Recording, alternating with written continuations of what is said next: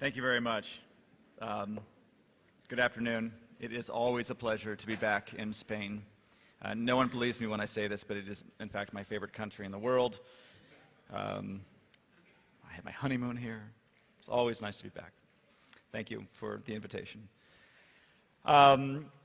It is a funny time to be talking about technology and the economics, because obviously we're in sort of a global economic crisis, and everyone asks me about what's going to happen to them, what's going to happen to technology, what's going to happen to all the various trends that I talk about. And we can talk about that in the Q&A, but I mean, the one thing I'm sure about is that when people have no money, a very good price is zero.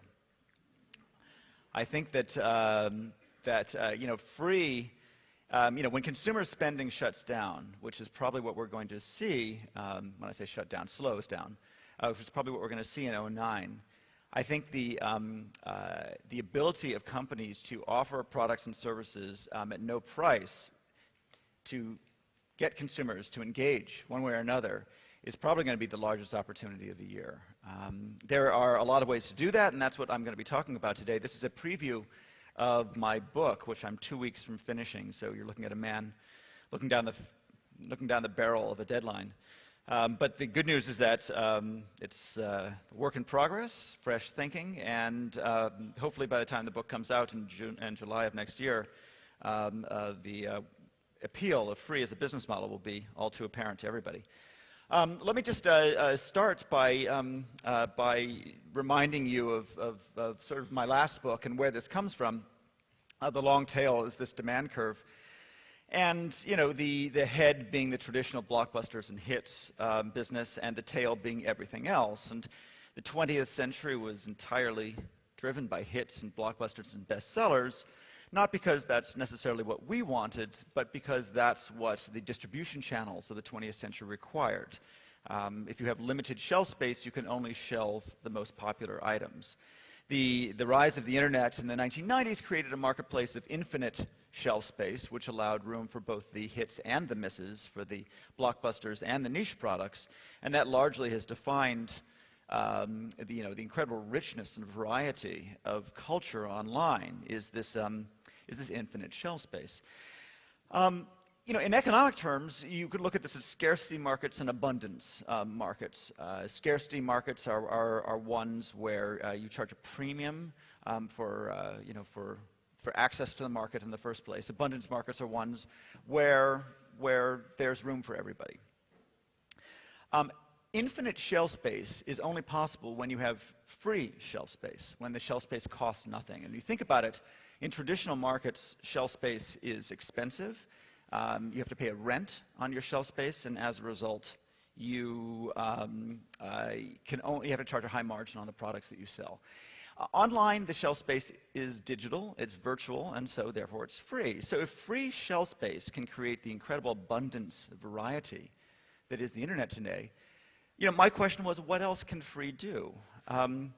This is the question of the book. And you look around, you see on the internet today basically a country-sized economy built on free.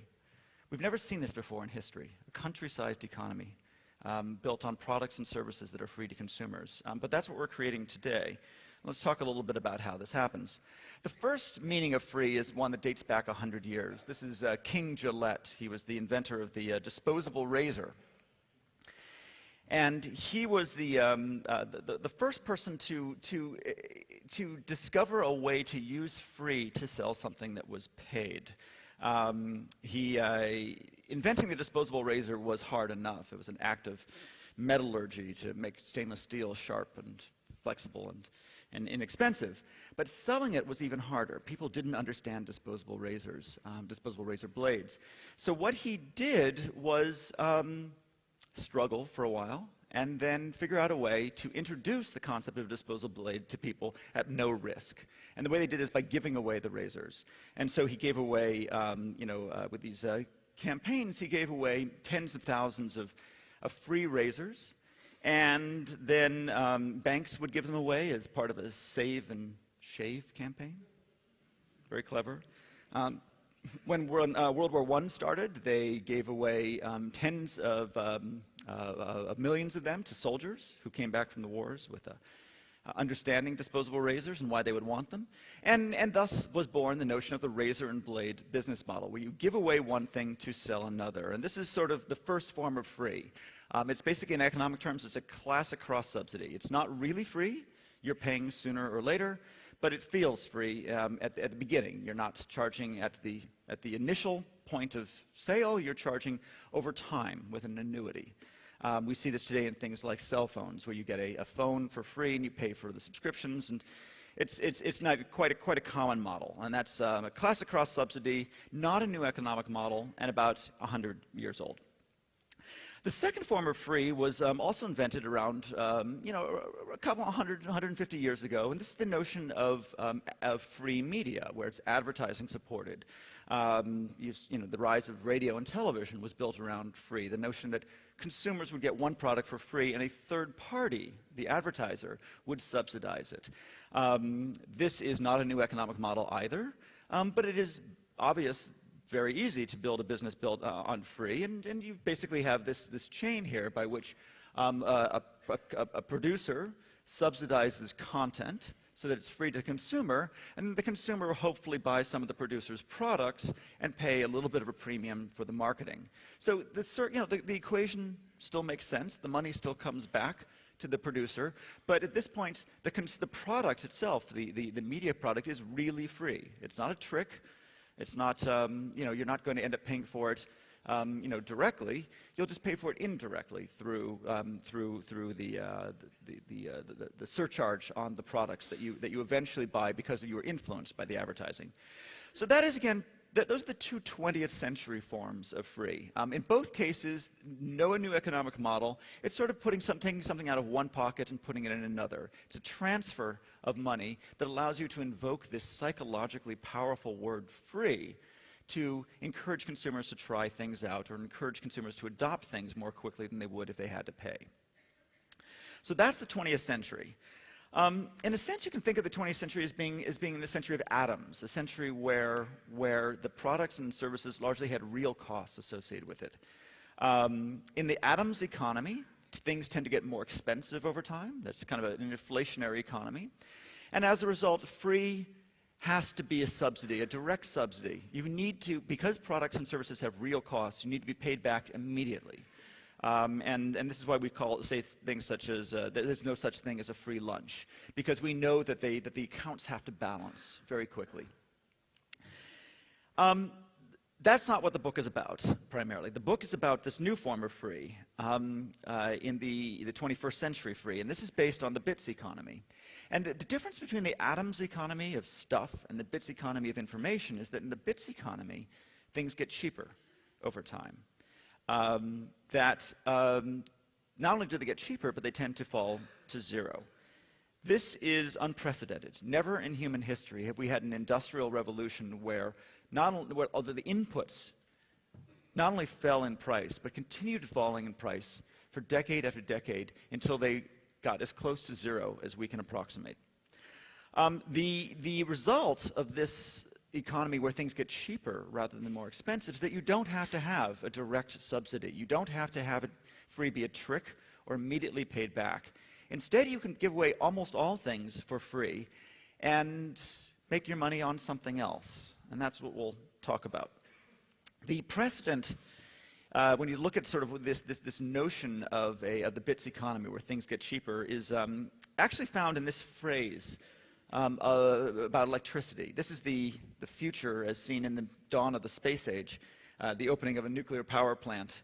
And as you can see, the future was very bright. It was very optimistic. This is really what they wore when they opened nuclear power plants. But the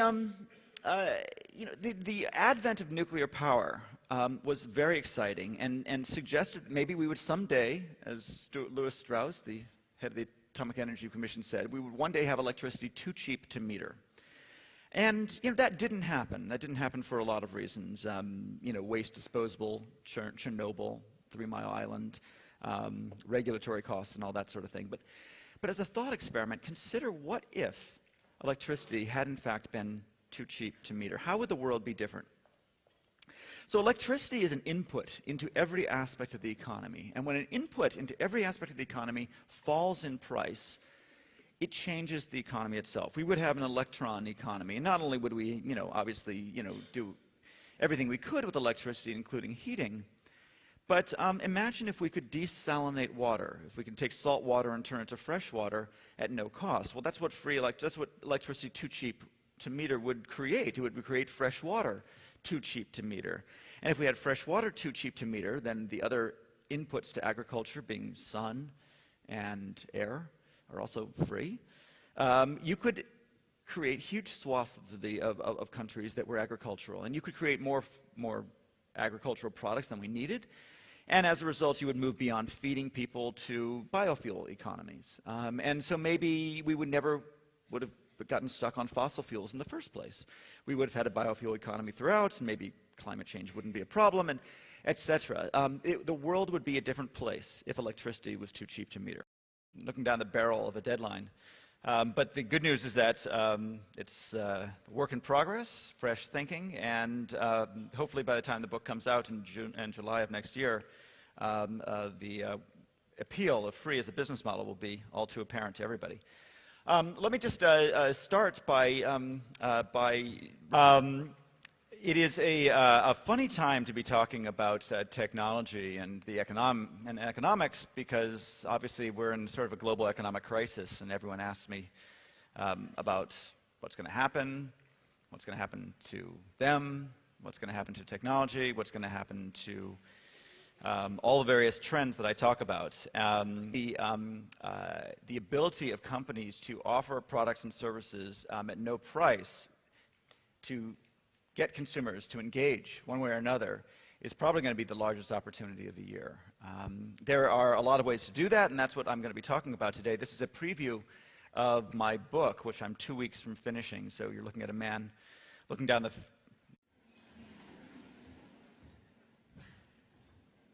Thank you very much. Good afternoon. It is always a pleasure to be back in Spain. No one believes me when I say this, but it is, in fact, my favorite country in the world.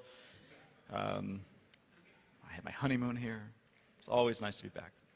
Thank you for the invitation. And we can talk about that in the Q&A, but I mean, the one thing I'm sure about is that when people have no money, a very good price is zero. I think that, free... when consumer spending shuts down, which is probably what we're going to see, when I say shut down, slows down, which is probably what we're going to see in 2009, I think